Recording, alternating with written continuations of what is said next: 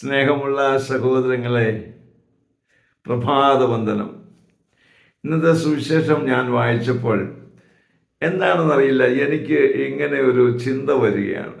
നല്ല സ്വാദിഷ്ടമായ ഭക്ഷണമൊക്കെ നമ്മൾ ഉണ്ടാക്കി കഴിക്കാറുണ്ടല്ലേ. എന്നാൽ ഈ ഭക്ഷണം വേണ്ട രീതിയിൽ പ്രോപ്പറായി സൂക്ഷിച്ചില്ലെങ്കിൽ പിറ്റേ ദിവസം അല്ലെ കുറച്ച് സമയം കഴിയുമ്പോൾ ഈ കറിയുടെയും ഈ ഭക്ഷണത്തിൻ്റെയൊക്കെ രുചി അങ്ങ് മാറിപ്പോവും. ഇതുപോലെയാണോ നമ്മൾ ദൈവത്തിൻ്റെ മക്കളായി മാറിയില്ലേ? പരിശുദ്ധാത്മാവിൽ നിറഞ്ഞ് നടക്കുമ്പോൾ നമുക്ക് അനുഗ്രഹങ്ങൾ അതിയായി വരും. എന്നാൽ നമ്മൾ വേണ്ട വിധം നമ്മെ സൂക്ഷിച്ചില്ലെങ്കിൽ ഈ മോശമായ ഭക്ഷണം പോലെ ആയിപ്പോവും. നമ്മൾ വേണ്ട രീതിയിൽ കവർ ചെയ്ത് ഫ്രിഡ്ജിൽ സൂക്ഷിക്കേണ്ടത് ഫ്രിഡ്ജിൽ സൂക്ഷിച്ച് എങ്കിൽ നമുക്ക് വീണ്ടും അത് ഉപയോഗിക്കാൻ പറ്റും. നമ്മൾ പലർക്കും ഇത് ഉണ്ടാക്കുന്ന ഒരു സമയത്ത് മാത്രമേ ഭക്ഷിക്കാൻ പറ്റുള്ളൂ എന്ന് പോലെയാണ്. ഒരു പ്രാർത്ഥനാ കൂട്ടായ്മയിൽ നിൽക്കുമ്പോൾ നമുക്ക് ഭയങ്കര പവറാണ്. കൂട്ടായ്മയിൽ നിന്ന് മാറിക്കഴിഞ്ഞാൽ നമ്മുടെ പവറൊക്കെ നഷ്ടപ്പെടുക.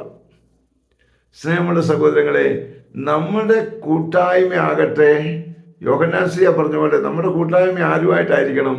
പിതാവിനോടും പുത്രനോടും പരിശുദ്ധാത്മാവിനോടുമാണ്. ഞങ്ങളുടെ കൂട്ടായ്മയാകട്ടെ ത്രിത്വൈക ദൈവത്തിനോടാണ്. ആ കൂട്ടായ്മ നിന്നെ ഒരിക്കലും പിരിയില്ല കേട്ടോ. അങ്ങനെ എപ്പോഴും ആ കൂട്ടായ്മയിലായിരിക്കുവാൻ നമുക്ക് ആഗ്രഹിക്കാം. അങ്ങനെ നമ്മുടെ രുചി വീണ്ടും വീണ്ടും വീണ്ടും കൂട്ടിക്കൊണ്ട് ശുശ്രൂഷ ചെയ്യാം. അതിനുള്ള കൃപാവരം ലഭിക്കട്ടെ പ്രാർത്ഥിക്കുന്നു. പരിശുദ്ധ അമ്മേ സഹായിക്കണേ. വിശുദ്ധ ഔസേപ്പ് പിതാവേ ഞങ്ങൾക്ക് വേണ്ടി പ്രാർത്ഥിക്കണേ.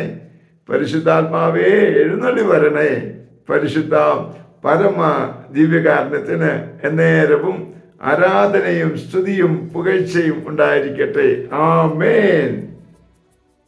നമ്മുടെ കർത്താവായ യേശുക്രിസ്തുവിന്റെ കൃപയും പിതാവായ ദൈവത്തിന്റെ സ്നേഹവും പരിശുദ്ധാത്മാവിന്റെ സംസർഗവും സഹവാസവും സ്നേഹവും ശക്തിയും കൃപയും എല്ലാ അനുഗ്രഹങ്ങളും സമൃദ്ധമായി നിങ്ങൾ ഏവരോടും കൂടെ ഉണ്ടായിരിക്കട്ടെ, ഇപ്പോഴും എപ്പോഴും എന്നേക്കും. ആമേൻ.